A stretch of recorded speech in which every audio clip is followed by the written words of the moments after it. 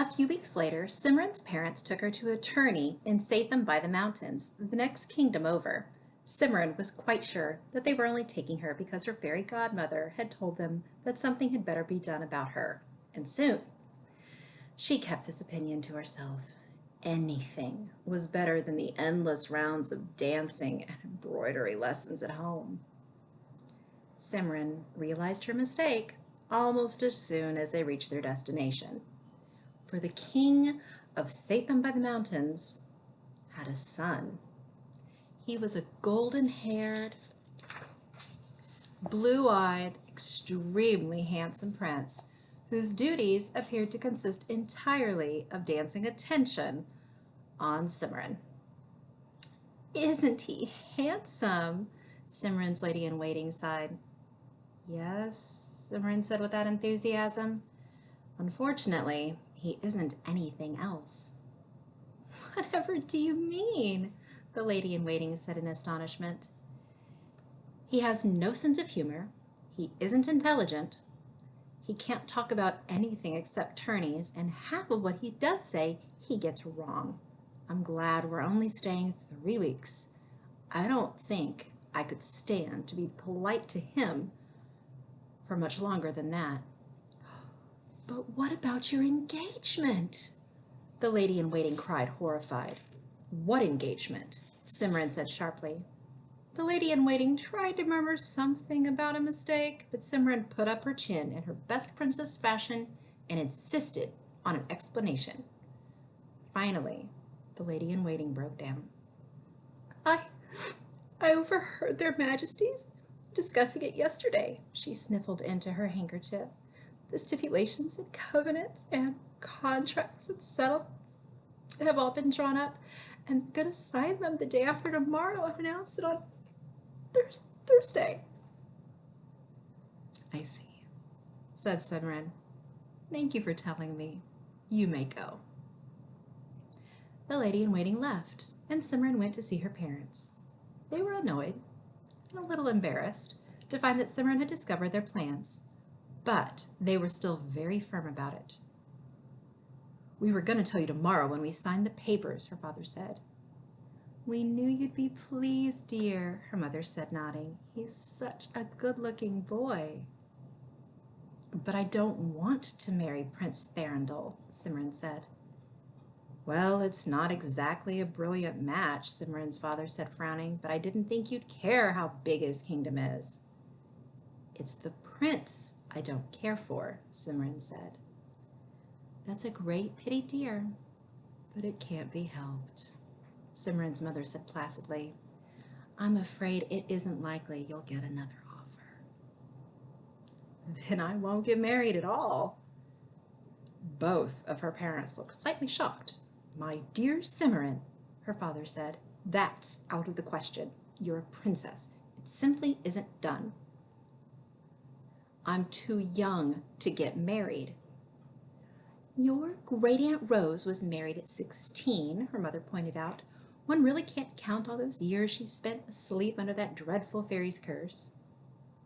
"I won't marry the prince of Satham by the Mountains," Simran said desperately. "It isn't proper." "What?" her parents both said together. "He hasn't rescued me from a giant or an ogre or freed me from a magic spell," Simran said. Both her parents looked uncomfortable. "Well, no," said Simran's father. "It's a bit late to start arranging it,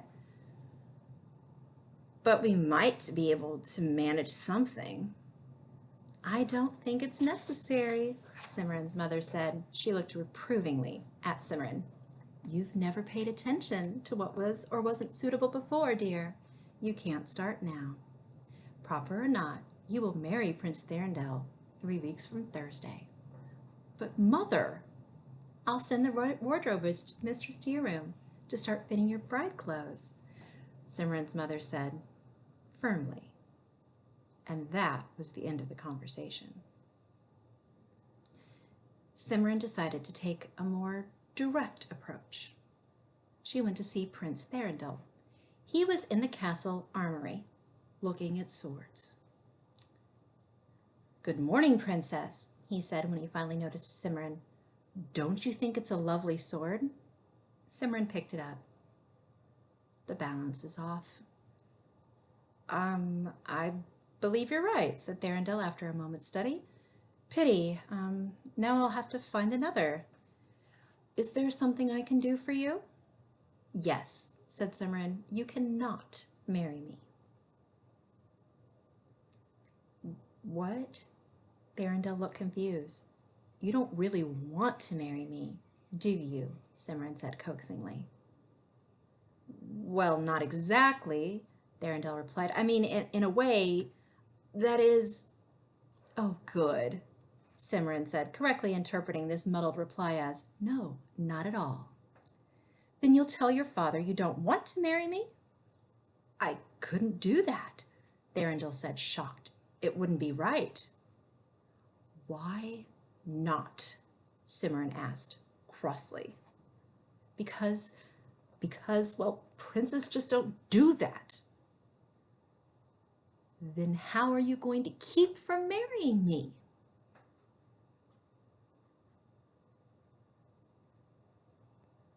I guess I won't be able to, Thorindel said after thinking hard for a moment. How do you like the sword over there, the one with the silver hilt? Simran left in disgust and went out to the castle garden. She was very discouraged. It looked as if she was going to marry the Prince of Satham by the Mountains, whether she wanted to or not. I'd rather be eaten by a dragon, she muttered. That can be arranged, said a voice from behind her left slipper. Simran looked down and saw a small green frog looking up at her. I beg your pardon? Did you speak? She asked. You don't see anybody else around, do you? Said the frog. Oh, said Simran. She had never met a talking frog before. Are you an enchanted prince? She asked a little doubtfully.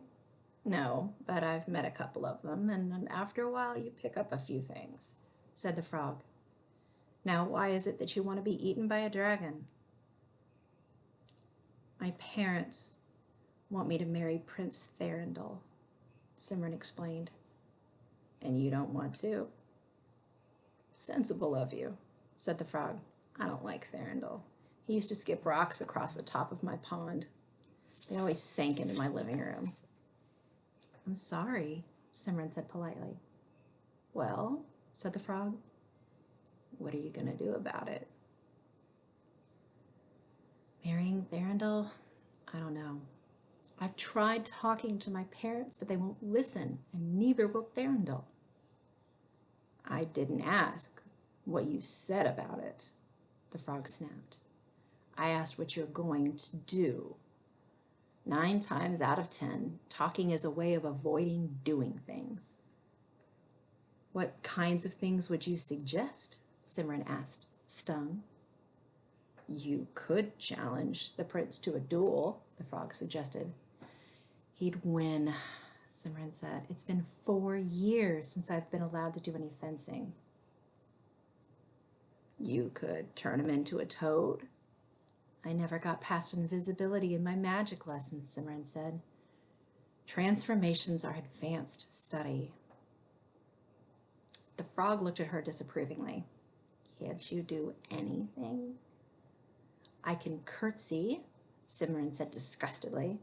I know 17 different country dances, 9 ways to agree with an ambassador from Cathay without actually promising him anything, and 143 embroidery stitches. And I can make Cherry's Jubilee. Cherry's Jubilee? Asked the frog and snapped at a passing fly. The chef taught me before father made him stop, Simran explained. The frog munched briefly, then swallowed and said, I suppose there's no help for it. You'll have to run away. Run away, Simran said. I don't like the idea. Too many things can go wrong. You don't like the idea of marrying Prince Thorindel either, the frog pointed out. Maybe I can think of some other way of getting out. The frog snorted. Such as?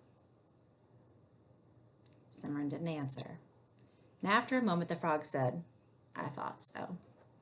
Do you want my advice or not? Yes, please, said Simran. After all, she didn't have to follow it. Go to the main road outside the city and follow it away from the mountains, said the frog. After a while, you will come to a small pavilion made of gold, surrounded by trees made of silver with emerald leaves. Go straight past it without stopping, and don't answer if anyone calls to you from the pavilion. Keep on until you reach a hovel. Walk straight up to the door and knock 3 times. Then snap your fingers and go inside. You'll find some people there who can help you out of your difficulties, if you're polite about asking, and they're in the right mood. And that's all. The frog turned abruptly and dove into the pond. Thank you very much, Simran called after it, thinking that the frog's advice sounded very odd indeed. She rose and went back into the castle. She spent the rest of the day being fitted and fussed over by her ladies-in-waiting until she was ready to scream. By the end of the formal banquet, at which she had to sit next to Prince Thorindel and listen to endless stories of his prowess in battle, Simran was more than ready to take the frog's advice. Late that night, when most of the castle was asleep, Simran bundled up 5 clean handkerchiefs and her best crown.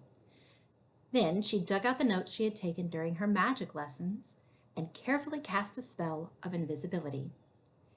It seemed to work, but she was still very watchful as she sneaked out of the castle.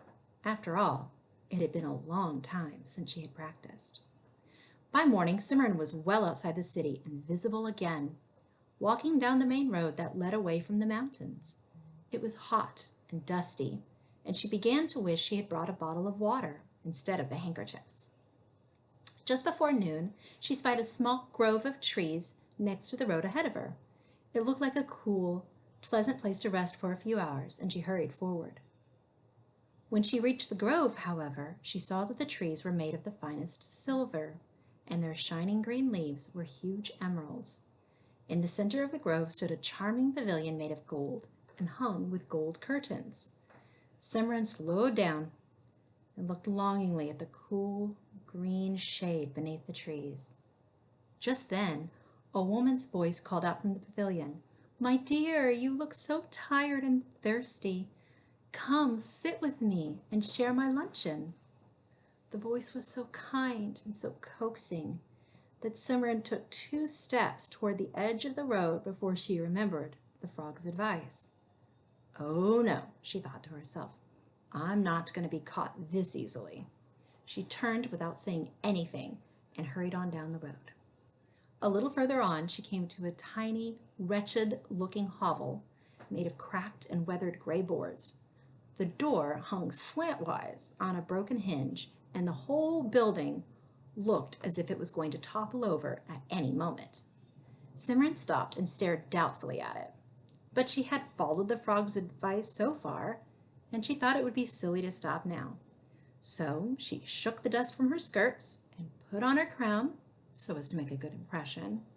She marched up to the door, knocked 3 times, snapped her finger, just as the frog had told her. Then she pushed the door open and went in.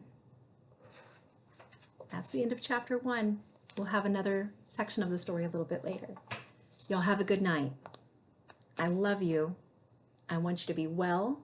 I want you to be safe. And I need you to please, please wash your hands. Take care.